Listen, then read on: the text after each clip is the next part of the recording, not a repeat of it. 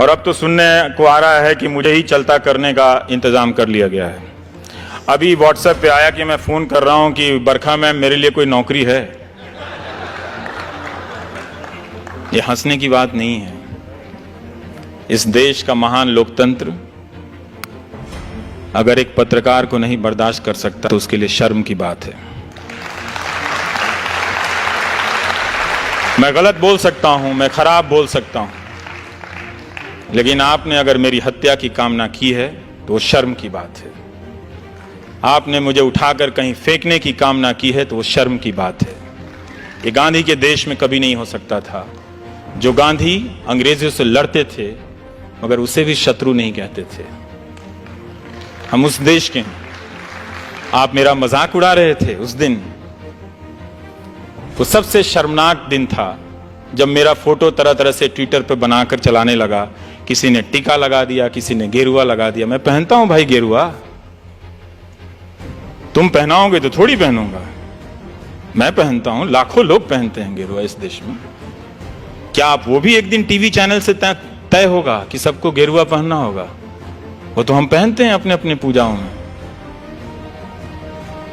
और ये मजाक चल रहा था तो मैं यही सोच रहा था कि क्या एक अदना सा पत्रकार इतना महत्वपूर्ण हो गया कि उसे विस्थापित करने के लिए हुकूमत इतनी चालें चलेंगी? और क्या हम नहीं जानते कि कॉरपोरेट में टेक ओवर कैसे होता है?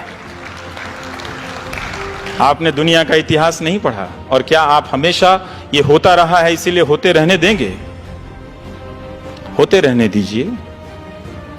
आपको लगता है कि आपको फर्क नहीं पड़ेगा, फर्क आप ही को पड़ेगा। फर्क आप ही को पड़ेगा जब आपकी आवाज पहुंचने के हर रास्ते बंद कर दिए जाएंगे। जवाहरलाल नेहरू ने अमृत बाजार पत्रिका के संपादक को लिखा था कि अखबार आलोचना नहीं करेंगे तो कौन करेगा। मैं यहां इस हॉल में आ रहा था तो किसी ने उसका टेक्स्ट मुझे व्हाट्सएप किया था कि अखबार अगर आलोचना नहीं करेंगे तो सरकार की आलोचना कौन करेगा। सरकार की आलोचना करने पे बधाई मिलनी चाहिए। यह इसलिए महत्वपूर्ण है क्योंकि बाकी लोग नहीं करते हैं।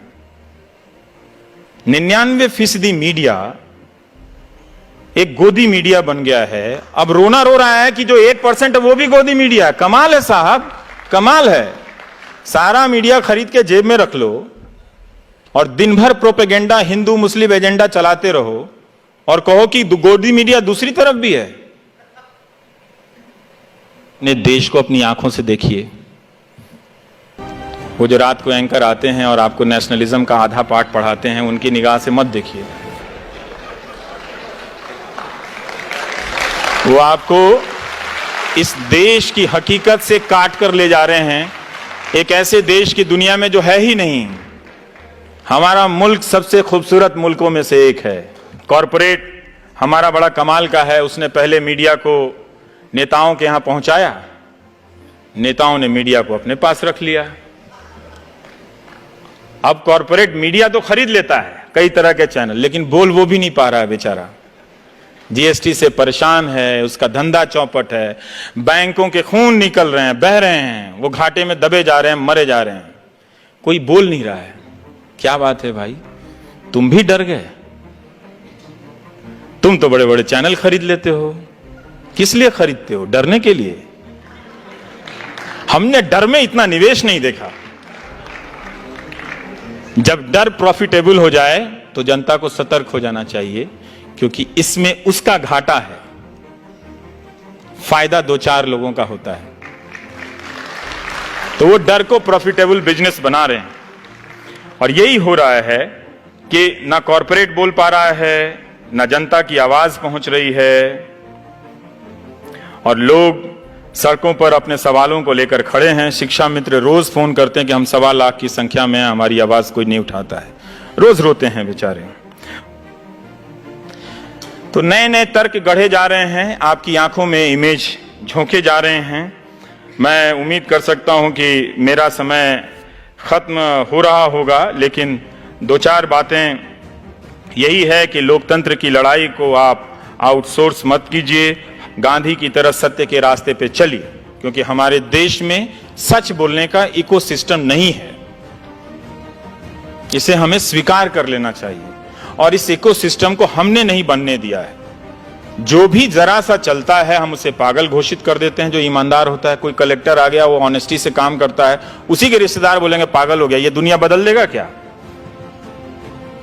अब तक आप झूठ के साथ खड़े रहे हैं, कुछ साल तक सच के साथ खड़े होने का प्रयास तो कीजिए, हो जाएगा। वो राजा हरिश्चंद्र की जो कहानी सुनाई जाती है कि वो बर्बाद हो गए, बने थे सत्यवादी चलने, पूरा परिवार तहस नहस हो गया, अंत में उनके पास कुछ भी नहीं बचा। ये कहानी इस देश में सुनाई जाती है राजा हरिश्चंद्र के लिए की। पता है क्यों? क्योंकि आप हमेशा डरे रहे। और ये कहानी कौन सुनाता है पता है? जो पावर में होता है। गांधी ने ठीक इसका उल्टा किया। गांधी ने सत्य के साथ प्रयोग किया और खुद प्रयोग किया, लेकिन उस सत्य को अधिकांश जनता का हथियार बना दिया। ये लो सत्य। आज सीबीआई और जेल के डर से हमारा अपोजिशन भी नहीं बोलता, और गांधी ने उस सत्य के दम पे लाखों लोगों को, अंग्रेजों की जो डर का सबसे बड़ा कारखाना था, अंग्रेजों का फैक्ट्री थी अब डर की, जेल, उसमें ले आकर भर दिया। गांधी ने कहा अपने भीतर जेल जाओ और अपने भीतर के डर से आजाद हो जाओ। इनके पास टैंक है, तोप है, अफसर हैं, कानून है, सेलुलर जेल है, सब है, लेकिन जिस दिन तुम जेल जाने के डर से आजाद हो जाओगे, बाकी आजादी मिल जाएगी। ये गांधी का सत्य था।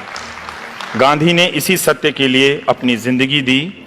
वो कहते थे कि सत्य की खोज में क्रोध, स्वार्थ, घृणा आदि विकार स्वभावतः छूटते जाते हैं, अन्यथा सत्य की प्राप्ति असंभव ही हो जाए। सत्य की खोज में सफलता प्राप्त होने पर मनुष्य में प्रेम और घृणा, सुख और दुख आदि के द्वंद्वों से पूर्णतः मुक्त हो जाता है मनुष्य। और वो अपना पैमाना गांधी बनाते रहते हैं। आप देखेंगे कि गांधी अंतिम तक प्रयोग कर रहे हैं। वो हारते हैं। वो अपनी अहिंसा, जब भारत आजाद होता है तो जिस अहिंसा को लेकर वो 30 साल तक प्रयोग करते हैं, वो बिखर जाती है। एक किताब है सुधीर चंद्र की, गांधी एक असंभव संभावना। आप पढ़िएगा कि गांधी आखिरी वक्त में फिर अकेले खुद को जुटाते हैं। वो चाहते थे 125 साल जीना, लेकिन बाद में उनके जीने की इच्छा समाप्त होने लगती है और वो नोआखली चल देते हैं। तो जैसे आज ट्रोल होता है, वैसे ही तब होता था कि बापू आप पहले बिहार क्यों नहीं जाते हैं, बापू आप कलकत्ता में क्यों नहीं रुकते, आप हिंदुओं के यहाँ क्यों नहीं रुकते, आप मुसलमानों के यहाँ क्यों नहीं रुकते। तो दोनों तरफ के जो सांप्रदायिक लोग थे वो गांधी जी का ट्रोल करते हैं। लेकिन गांधी क्या करते हैं उस ट्रोल के बाद? कई बार हम लोग ट्रोल से डर जाते हैं, तो मैं बताना चाहता हूं कि गांधी क्या करते हैं। गांधी उस वक्त एक बात बताते हैं कि हिंदू मुसलमान दोनों हैवान बने हुए हैं, क्या इसमें से निकलने का कोई रास्ता नहीं है? रास्ता तो है, दोनों में से एक जानवर ना बने। जो निखिल डे कह रहे थे, आखिरी बात जो उनकी थी, उस बात को समझिए, दोनों में से एक जानवर ना बने। यही इसमें से निकलने का सीधा रास्ता है। ये गांधी ने कहा था। और वो पहचानते थे, जब ये ट्रोल के जरिए किसी की हत्या पर उत्सव मनाया जाने लगा, यहां वहां के तर्कों से सवाल किए जाने लगे, तो लोगों ने कहा कि हम तो ऐसे ही थे, भीतर से हम लोग सब कम्युनल थे, बाहर आ गए उसमें।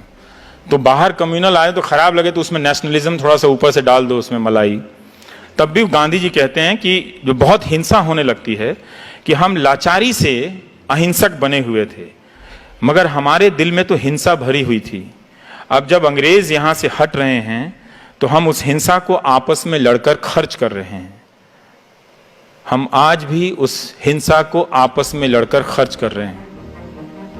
अपने भीतर की अहिंसा को पहचानिए, उसमें बहुत शक्तियां हैं।